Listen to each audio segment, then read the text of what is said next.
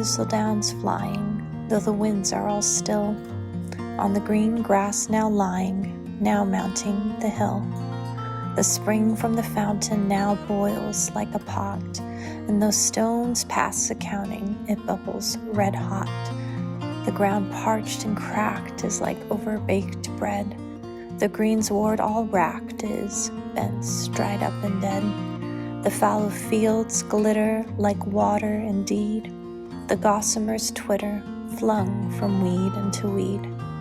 Hilltops like hot iron glitter, bright in the sun, and the rivers we're eyeing burn to gold as they run. Burning hot is the ground, liquid gold is the air.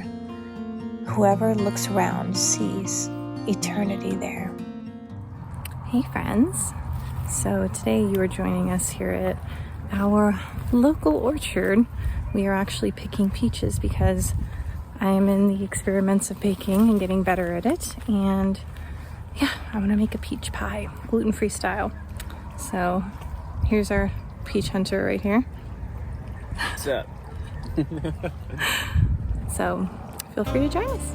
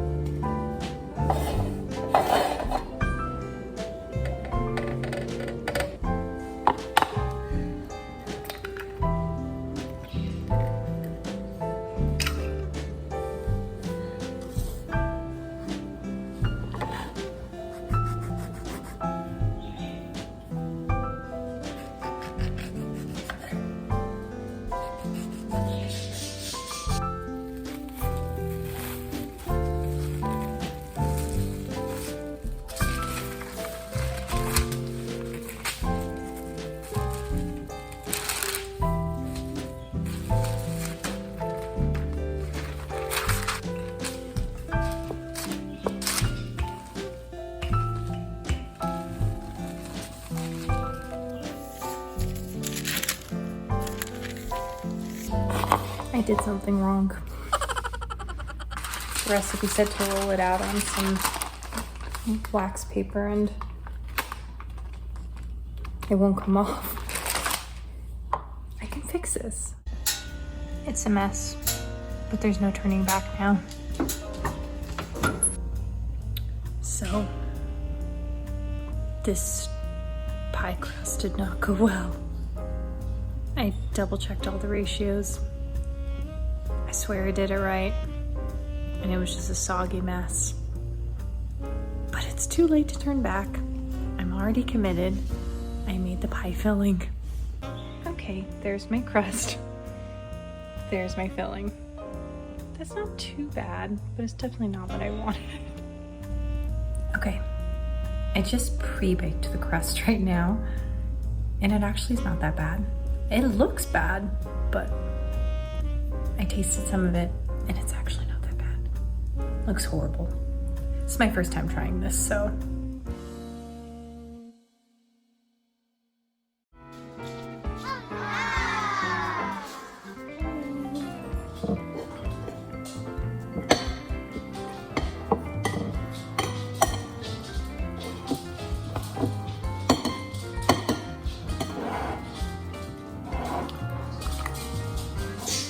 Very good.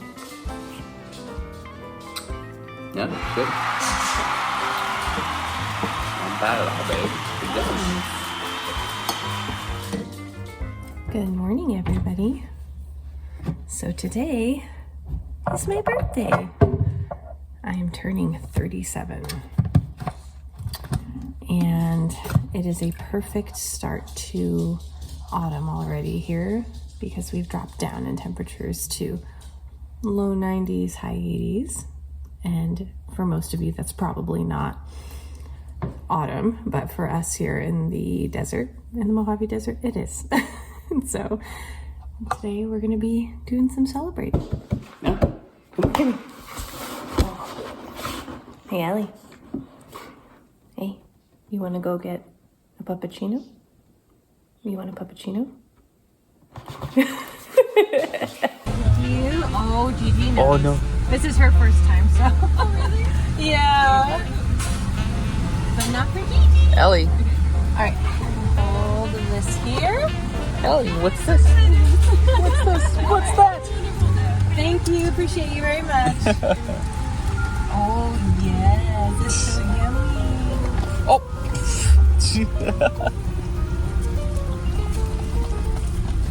It's like, oh my gosh, this is amazing.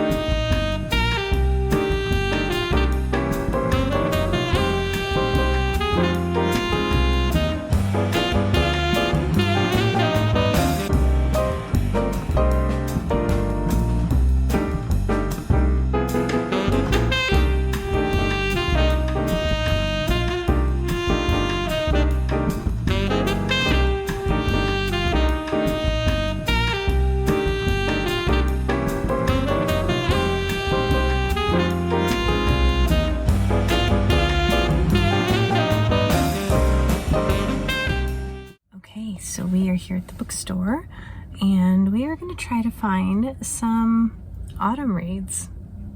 So let's see what we can find.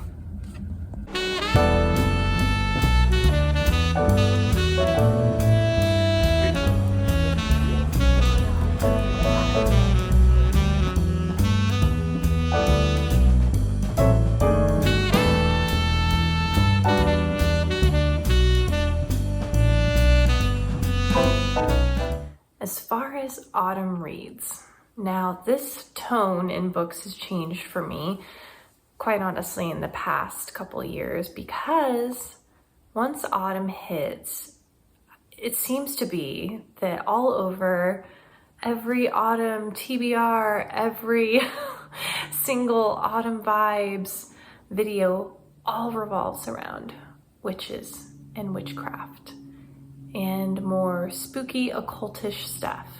Now, granted, this time of the year does tend to be, you know, a little bit more spooky, I guess you could say, because in creation and in nature, everything is dying and going to sleep for its yearly seasonal slumber.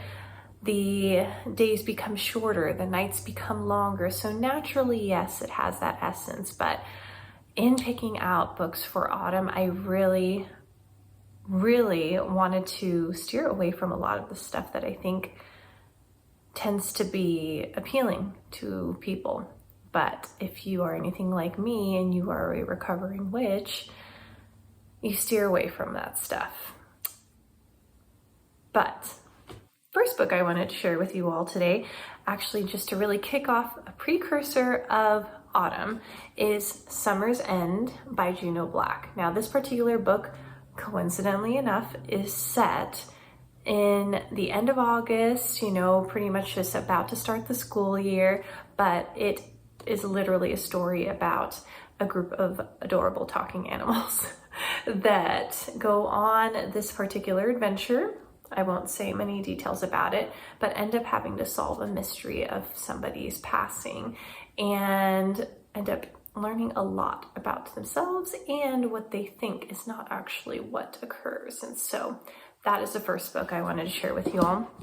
And then the second one here, which is The Night Circus. This one in particular, I have not read it all yet. I started reading the previous one, but to give you a little bit of a synopsis on the back of this, it says here that The circus arrives without warning. No announcements precede it. It's simply there, while yesterday it was not. Within the black and white striped canvas tent is an utterly unique experience full of breathtaking amazements. It's called Le Cirque des Rêves, and it is only open at night. But behind the scenes, a fierce competition is underway, a duel between two young circus magicians, Celia and Marco, and they've been trained since childhood expressly for this purpose to be their mercurial instructors. Unbeknownst to them both, this is a game in which only one can be left standing. And amidst the high stakes, Celia and Marco soon tumble headfast into love, setting off a domino effect of dangerous consequences and leaving the lives of everyone from the performers to the patrons hanging in the balance. And so they're about circus magicians, so it turns into a love story. So this one I'm actually looking forward to read in the month of October. So this one here, Mexican Gothic by Silvia Moreno Garcia. I have read this one every year, probably I'd say for the past 3 years. And this particular book is such a great Gothic type of suspense novel revolving around a particular, I'd say more high society woman who ends up in a particular mansion. This is falling off the jacket, isn't it?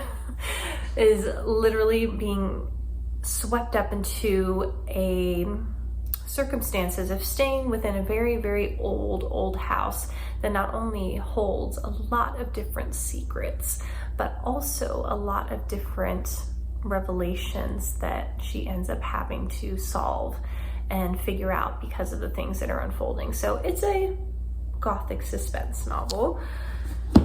And lastly, The Whisperwigs. Now, I know nothing about this book right now. It was actually recommended to me by my sister, but reading to you a little bit of a synopsis on the back, because this one actually is a middle grade reader. And so it is about an 11-year-old kid who believes in science, logic, and the power of reason, and definitely does not believe in any type of magic.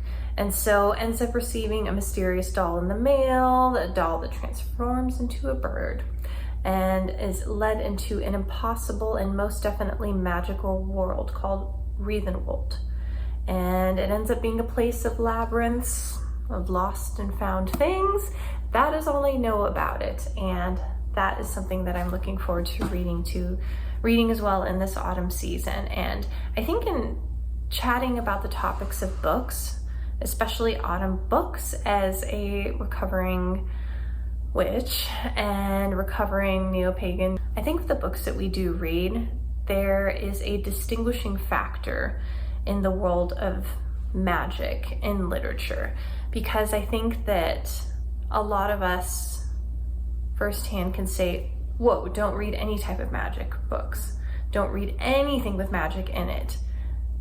And yet, in our natural world, there is so many unexplainable miracles and things that happen that there is a natural, I guess you could say, magic to creation. So that's kind of just an existing, not manipulating energy. But then there's also the very obvious ones of, oh, you know, witches and wizards and magicians and all these different things, and that those particular books, yes, are actually encouraging the practice of magic and of witchcraft. And that's still something I will admit to you all that I'm still tangoing with, because that discerning, you know, line for me versus somebody else is going to be a little different. And I know that we have scripture that literally reflects on Christian liberty, that essentially one person will be convicted over one thing more than another. And that doesn't mean that the other person's necessarily wrong, but it's just a matter of what their differing convictions are. And so, yes, with that said, still learning along the way, but those are the books that I have found for my autumn reading TBR. thank you again for stopping by today and just sharing your time with us.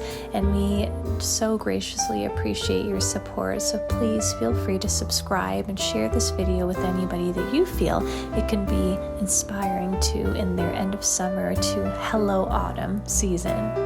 May your autumn be blessed and the harvest in your lives be gathered with joy.